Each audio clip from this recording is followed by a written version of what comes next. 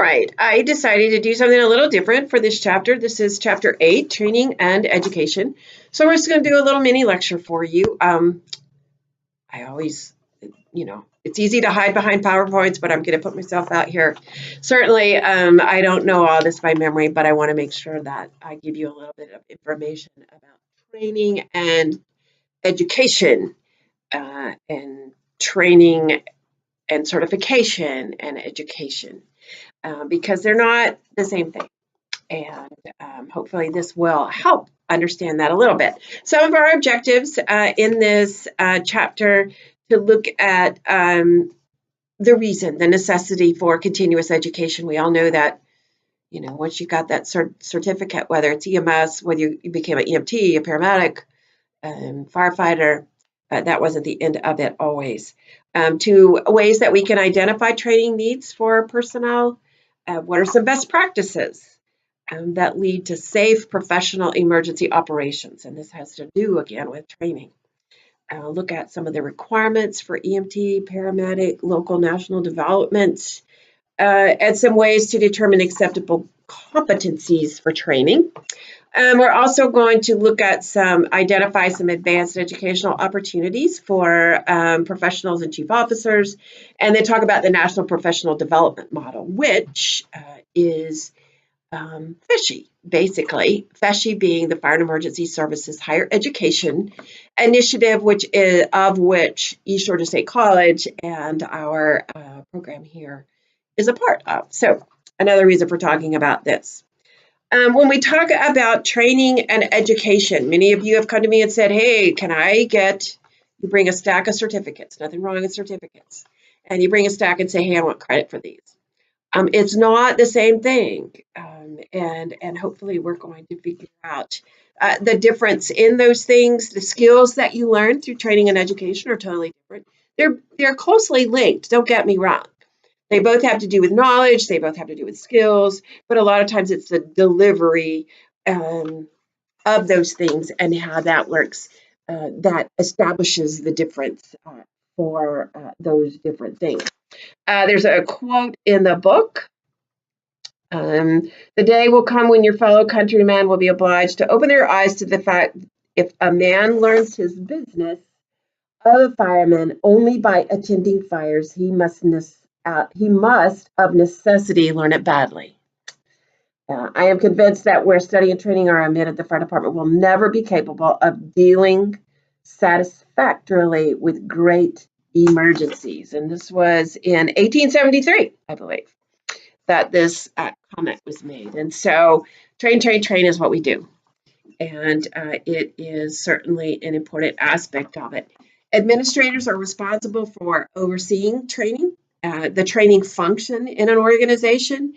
It may not be that you are doing the training, meaning actually training people, but it's your responsibility. For some of you, you may be that training officer, which is a manager and administrator in and of itself. That's a different role. So training is very much a part of any emergency services organization. And most of the time, when we talk about what is the success, how do we know success?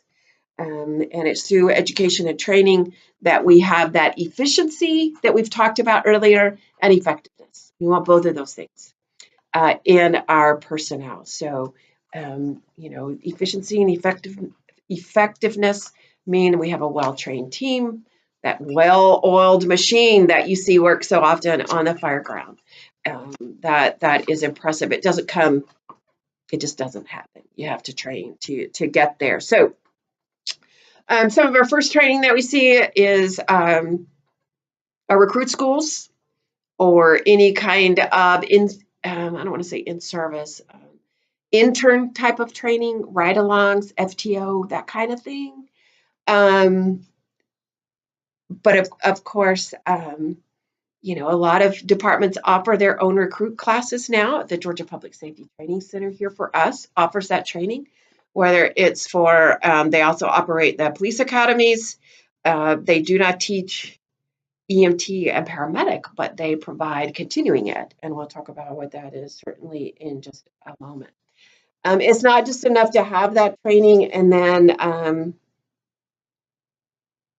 put the certificate in a frame and hang it on the wall. You need to make sure that it's reviewed every year, that there's some kind of annual updates, retesting. We got to make sure that we stay sharp on our skills. A lot of times, in Georgia, we have to have, after you have that initial certification, you have to have in-service training, so many hours every year. And I will admit, I think I've gotten a little lost. I think it's 120 now. For operations personnel, I believe.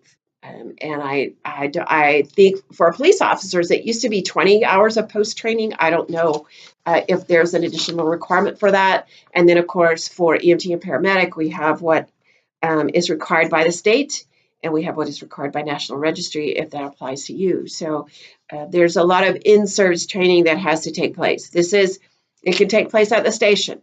We have monthly training. You may be doing a different topic, doing something every month, but constantly training. But it has to be valid training in order for it, to be worthy and to be counted and for you to be given credit.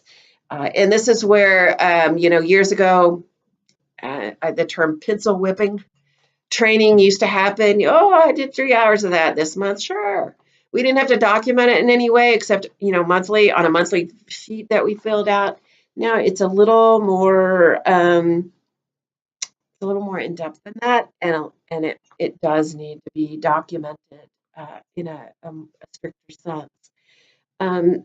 A lot of times we use our NFPA professional qualifications as standards for that training. Firefighter 1, Firefighter 2, Firefighter 3, driver, operator, apparatus driver, inspector, investigator, all of those types of standards, the consensus standards that we have. And that also helps us to standardize training. Many times, if you don't have a training officer, you got 3 shifts, you may have 3 different kinds of training going on, 3 different methods of delivery and 3 different things being taught. So standardization in our training is very important as well. A lot of times we look at NFPA 1001, which is firefighter.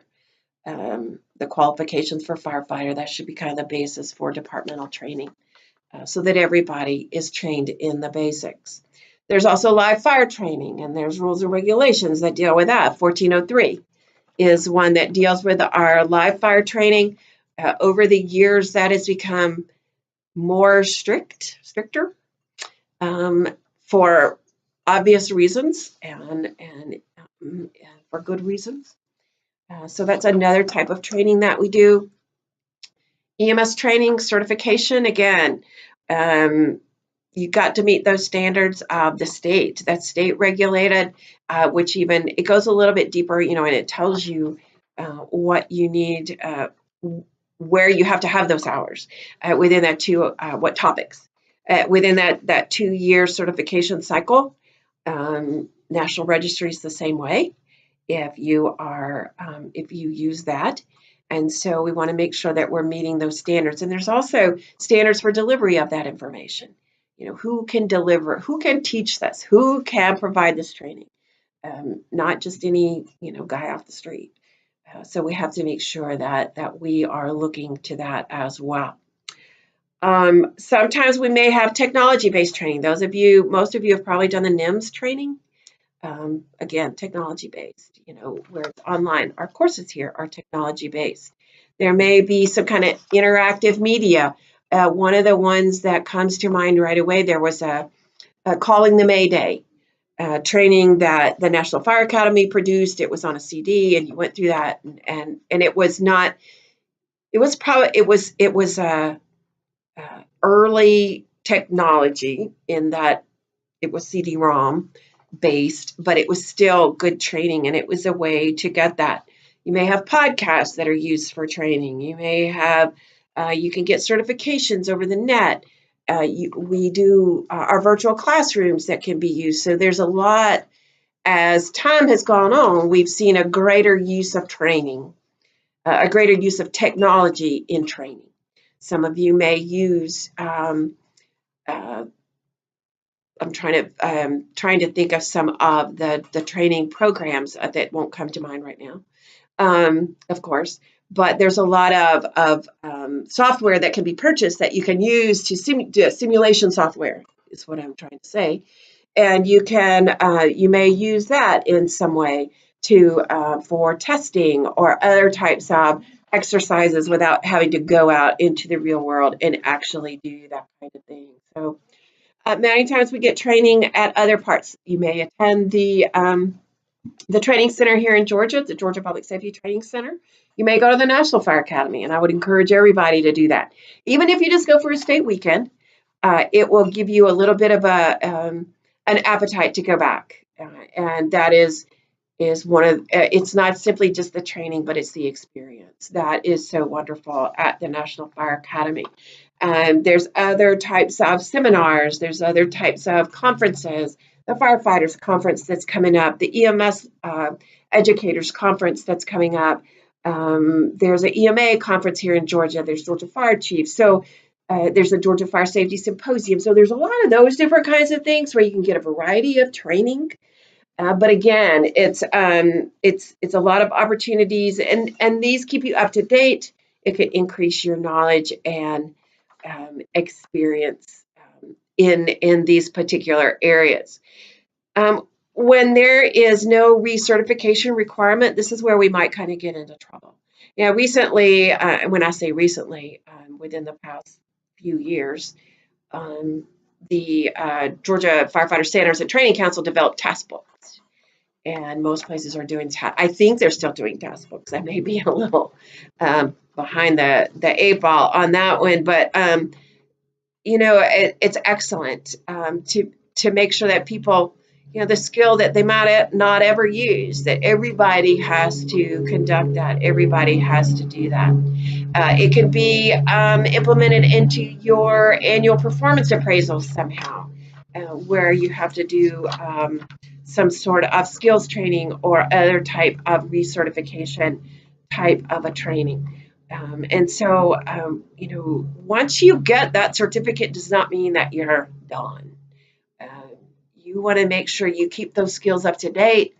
And when I say skills, it may be soft skills, decision making, critical thinking, leadership, management, those kinds of things that you want to think about as well. Sometimes, we may have training that is specific to our organization and to fit a need. Maybe we have a new SOP, a new piece of equipment that comes, or we have a new SOP. We need to have training on that fits that specific need. We can't just assume when we design an SOP that we put it in the book, whether it's electronic or paper, that people get that book out and read it. There has to be some kind of notification, and there may have to be training on the procedures, even again, informal training, such as, sitting down at the breakfast table and going over the procedures as a part of that. That's considered training as well. So certainly, we want to make sure that our SOPs are followed. There may be some sort of critique of SOPs. That is how you are going to be measured or evaluated, is based on those SOPs for a skill or a particular event or something like that. Hazardous materials is another example. You may have hazardous materials teams in your department. You may have a community-wide or a region-wide hazardous materials team. There's different levels of hazardous materials training. A lot of times we have our teams, the technicians, they do a lot, but your department may not have the resources to have all the equipment for a hazmat team, and so you may need to partner with automatic aid, mutual aid with a surrounding department, or one that may be a larger department that has that ability. Of course, there's NIMS was a type of training that we all did, and it talked about ICS, Incident Command System, which you will learn more about in some of your other courses if you don't know about it. And it did encourage higher level training about that as well. When we talk, all training should have a goal and objectives, how enabling objectives. If you've had instructor one, you know how to design training. But we want to make sure that those are not just words on the paper, that everything that we do targets back to that goal. Make sure that everything focuses on achieving that goal as a part of this training. So, there may be some special things that you need to have. There may be training that you need based upon your level within the department. Do you need company officer based training? Do you need chief officer based training? The Georgia Fire Academy now offers a chief officer's training course. That sort of thing. Higher education, and this is where we get into what we're kind of talking about. There's maybe departments now that are requiring education, higher education, that it's part of your career ladder. It may be part of that as well. I'm going to try to find in the book real quick a chart. I just want to make sure it's there so that I can point you to it. On page 123 in your book is the National Professional Development Model. This was designed at the National Fire Academy through the FESA initiative, the Fire and Emergency Services Higher Education.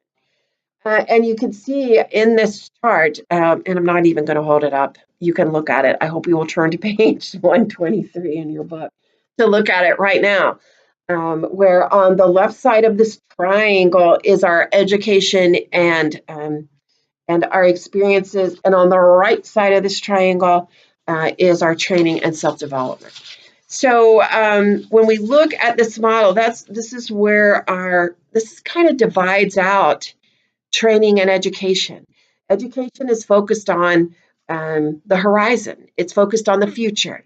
It's focused on the ideal, perhaps, and on developing knowledge, skills, and abilities that can lead us forward into that horizon. When we look at training, it's focused on what we do today. This isn't, if I'm going to be tying knots as a part of my training, I maybe have to use that tomorrow. And so training, this is where training differs. Also, training differs by, especially if we're looking at training certificates. Who designs the training? Who approves the training? And is it delivered in the same form and fashion that higher education? Some of our classes are duplicate classes of things you may have training on, but we're going to give you some more research, or it's more an educational background on some of these things. So I want you to think about the differences in education and training, and read up on it. I'm trying to look and see here again if there's in the reference section, there may be some information for you. I will review and see if I can find, there may be some articles. There is one article on the website or the course site, and there's also a video that was done by Dr. Dennis O'Neill, who is now the Deputy U.S. Fire Administrator. He was the superintendent of the National Fire Academy for a good number of years. And to me, he just does this great visual where he puts a graph up there and helps us ascertain the differences between education and training and experience, and how and continuing ed and how those things play together. So I want you to have a good understanding of that. I think it's important as you continue your education, so that you can grasp those concepts and explain them to others. And you also have an assignment in regards to the differences between training and education, and which is very important. And I think that is something that our departments are going to that organizations have to decide for themselves. Many put more emphasis on training, Fire Officer 1, 2, and 3. And I'm not saying that's not education, but chances are good that it's a different type of education. It's a different type. And some are putting, I think a combination of the two is worthy. But there may be an emphasis on one more than the other. And some of it may be that I did a presentation at the Chiefs Association conference in April about this whole concept of higher education and its importance in the fire service as we develop into a profession. And the title came out of that Fire Engineering magazine, an article they had, Give Me a Man of Ordinary Intelligence and Muscles of Steel. And I think that is the old fire service. No longer can we be seen as having that ordinary intelligence, because we deal with too many things today that are complex. When you start thinking about what we are dealing with in our departments, it's more complex, and it's not just about common sense anymore. And so we have to be more educated and better trained. So there's a complement for those two things. I want you to understand the differences, and then if you'll read that article, and I'm going to see what other kind of references I can find as well, and they may appear on the course site by the time you get to this chapter. But if you have any questions, please be sure to let me know. Thanks for watching. Have a great day.